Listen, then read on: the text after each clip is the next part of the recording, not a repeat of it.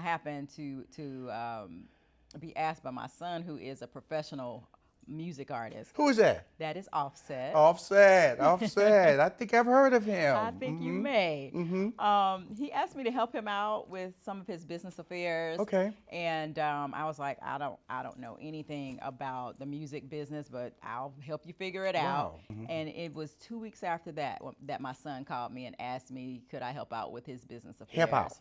Help out. Now, where was Offset at that point in his career when he was, offered you to help out? So he was with the his group, the Migos. Yes, or ma'am. their group, the Migos, and they were traveling the world. Right. And so he had no time to really handle getting the structure of his business that he didn't know that he needed to have at that time available, get it set up. And I found out that that was something that needed to be done. Fortunately, his manager at the time, Danny Zook, was the person that kind of helped me to understand some of the things that he was missing. So we had to get all these things set up for him.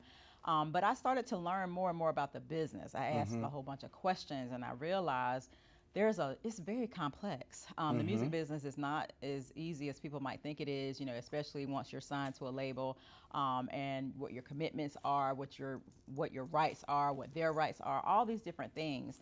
And so it was a huge learning curve for me. Right. But fortunately, as I dove more and more into that business, I realized that there were some gaps for young people that are creatives, that are not business savvy, that they're actually giving up a lot without knowing what they're giving up sometimes.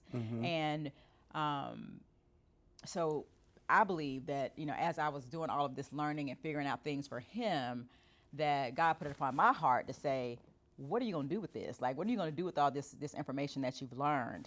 And how are you going to help somebody?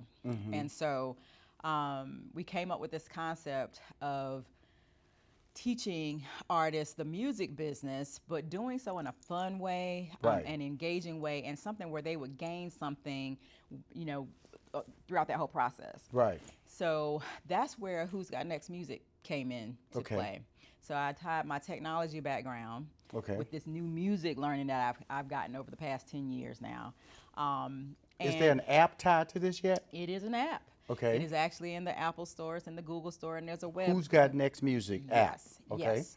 But the great thing about hosting these genre-based music competitions on app is that it is accessible to everybody. So we're going to start off with North America and Canada in terms of artists, but the fans are voting. Now this my little show just got worldwide here now. Yes. See, I love people like you, Latabia. Yes. You know, you have this great idea, right? Yeah. It seems so simple, so small to you. And then all of a sudden you just went global on me. Yes. And then you used the word, not Georgia, not Texas, North America on me. Yes, and Canada. And Canada. We want to make sure that we are providing emerging talent, folks who have already started to build a fan base, have access to our app and have access to win and grow. So it's 3 rounds of competition in app, right? Well, actually 2 rounds are in app and the 3rd one is in person, but all of the voting happens on app. And it's fan aggregated voting. It's fan aggregated voting. Exactly. Okay, cool. So we're talking about, you know, if you were an artist, you bring your fan base. If I were an artist, I bring my fan base. And we're coming together on this platform. And so our fans who are already emerging talent lovers will actually discover new talent, but they're there to support me, right? Or yours are there to support you. But either way, we're helping artists to build their fan base, to grow their fan base, right? So that's one of our main goals. Okay,